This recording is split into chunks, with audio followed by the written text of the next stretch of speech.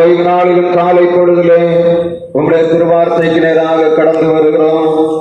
உம்முடைய வார்த்தை ஆவியாயும் ஜீவனாயும் இருக்கிறது. அது இருவரும் அங்கருக்குள்ள பட்டயமாய் இருக்கிறது. அது கணுக்களையும் கணுவிடுகளையும் ஊடுருவ பாய்கிறதாயிருக்கிறது. உம்முடைய வார்த்தை கிரியை செய்யும்படியாக ஒப்புக் கொடுக்கிறோம். அடியனை மறைத்து கர்த்தர் வெளிப்படுவீராக. உம்முடைய வார்த்தை வெளிப்படட்டும், எங்களை செறிப்படுத்தும். உம்முடைய திருக்கரத்திலே தாழ்த்தி ஒப்புக் கொடுக்கிறோம். இறைமைந்த இயேசு கிறிஸ்து நாமத்தில் ஜெபிக்கிறோம் எங்கள் ஜீவனுள்ள நல்ல பிதாவே, ஆமென். நாம் அமரலாம். நம்முடைய பிதாவாகிய தேவனாலும் குமாரனாய் இயேசு கிறிஸ்துவினாலும் பரிசுத்த ஆவியினாலும் உங்களுக்கு கிருபையும் சமாதானமும் உண்டாவதாக. இந்த ஓய்வு நாள் நமக்கு திருவிருந்து ஆராதனை நாளாக இருக்கிறது. எனவே நான் ஆண்டவருடைய சமூகத்திலே மாதத்திலே ஒரு செய்தி நம்முடைய திருச்சபைக்கு அது நம்மை ஆராயக்கூடிய வாரம் இது. எனவே ஆண்டவருடைய சமூகத்திலே நான் கேட்கும் போது ஆண்டவர் கொடுத்த செய்தியை தான் நாம் இன்றைக்கு 3 திருமறை பாடங்களிலும் வாசித்தோம். மிக ஆதாரமாக இன்றைக்கு நான் உங்களுக்கு கொடுக்கக்கூடிய செய்தி 2 தீமோத்தேயு 2ஆம் அதிகாரம் 21, 20 2 வசனங்களிலே சொல்லப்படுகிறது. ஒரு வாசிக்கலாம். 2 தீமோத்தேயு 2ஆம் அதிகாரம் 20, 21 வசனம். ஒரு பெரிய வீட்டிலே பொன்னும் வெள்ளியுமான பாத்திரங்களும் அல்லாமல் மரமும் மண்ணுமான பாத்திரங்களும் உண்டு. அவைகளில் சில கனத்திற்கும் சில கனவீனத்திற்குமானவைகள். ஆகையால் ஒருவன் இவைகளை விட்டு தன்னை சுத்திகரித்துக் கொண்டால் அவன் பரிசுத்தமாக்கப்பட்டதும் எஜமானுக்கு உபயோகமானதும் எந்த நற்கிரையும் ஆயத்தமாக்கப்பட்டதுமான கனத்துக்குரிய பாத்திரமாயிருக்கிறான். இந்த செய்தி நீங்கள் கனத்துக்குரிய பாத்திரமாய் மாற வேண்டும். தீமோத்தேயுக்கு பவுல் அப்போஸ்தலன் தன்னுடைய நிருபத்தை எழுதும் போது அவர் சொல்லுகிறார், ஒரு வீட்டிலே பொற்பாத்திரங்கள் உண்டு, வெள்ளி பாத்திரங்கள் உண்டு, வெண்கல பாத்திரங்கள் உண்டு, மர பாத்திரங்கள் உண்டு, மண் பாத்திரங்கள் உண்டு. அவைகளில் சிலவை கனத்திற்குரியவைகள், சில கனவீனத்துக்குரியவைகள் என்று வேதம் சொல்லுகிறது. 6 கச்சாடிகள் இயேசு அற்புதம் செய்த போது ஒரு இடத்துல தனியாக ஒதுக்கி வைக்கப்பட்டிருந்தது. அது எதற்காக? அந்த எஜமானம் அந்த வீட்டில் இருக்கிறவர்கள் காவிகளை கழுவும்படியாக அந்த பாத்திரம் ஒதுக்கி வைக்கப்பட்டிருந்தது.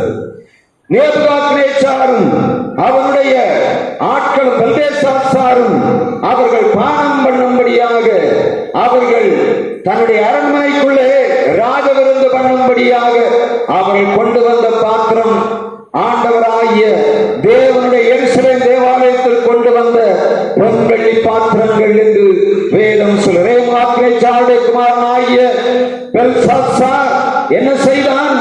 ஆண்டவருடைய பாத்திரங்களை கொண்டு வந்து அவன் அங்கே விருந்து பண்ணினான். அப்படியானால் பாத்திரங்கள் தான். ஆனால் சில கனத்துக்குரியவைகள், சில கனவீனத்துக்குரியவையாக காணப்படுகிறது. திருச்சபையாகிய நாம் கனத்துக்குரிய பாத்திரமாய் காணப்பட வேண்டும். உலகத்திலே நம்மை எப்படி ஒவ்வொருவர் நம்மை அளவிட்டு வைத்திருக்கிறார்களோ அந்த அளவுகோல் தான் நம்முடைய கனத்தையும் கனவீனத்தையும் பிரதிபலிக்கிறது.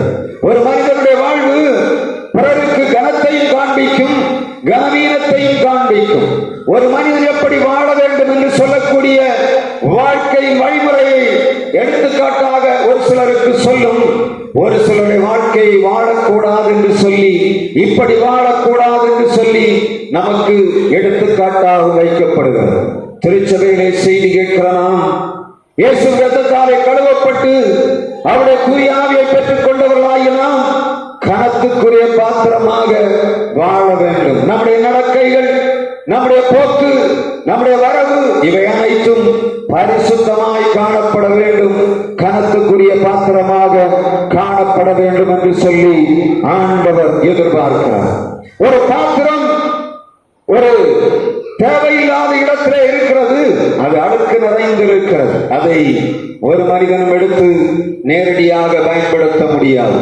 இன்றைக்கு ஆண்டவர்களுக்கு கொடுக்கிற செய்தி, இந்த கனத்துக்குரிய பாத்திரமாக நீங்கள் மாற வேண்டும் என்று சொன்னால் 3 மிக முக்கியமான காரியத்தை உங்கள் வாழ்விலே நீங்கள் நடைமுறைப்படுத்த வேண்டும்.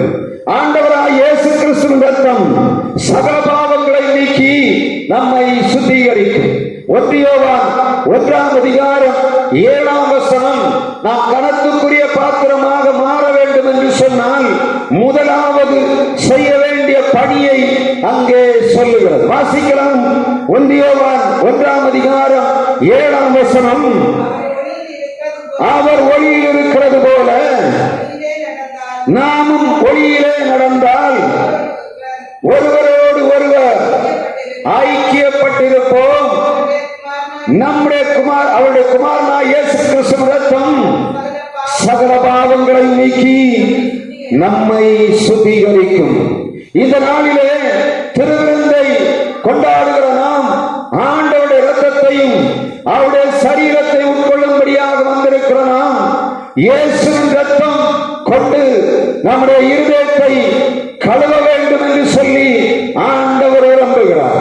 கனவீனத்துக்குரிய பாத்திரமாகிய நாம் கனத்துக்குரிய பாத்திரமாக மாற வேண்டும் என்று சொன்னால் அது தண்ணீரால் கழுவப்பட வேண்டும். இதை போலத்தான் பாவத்துக்குள்ளே, அந்தகாரத்துக்குள்ளே, உலகத்தின் ஆசாபாசங்களுக்குள்ளே சிக்கிக் கொண்டு கிடக்கிற நாம் முதலாவது இயேசுவின் இரத்தத்தாலே கழுவப்பட வேண்டும். அழுக்கடைந்திருக்கிற ஒரு டம்ளரை எடுத்து நேரடியாக ஒரு மனிதனுக்கு நாம் தேநீர் கொடுப்பதில்லை. அப்படித்தானே ஒருவரை குடித்து விட்டு வைத்திருக்கிற தேநீர் குவளையை நாம் எடுத்து திரும்ப கழுவாவிட்டால் அது எப்படி இருக்கும்? யாருக்கும் பிரயோஜனமாக இருக்கும்.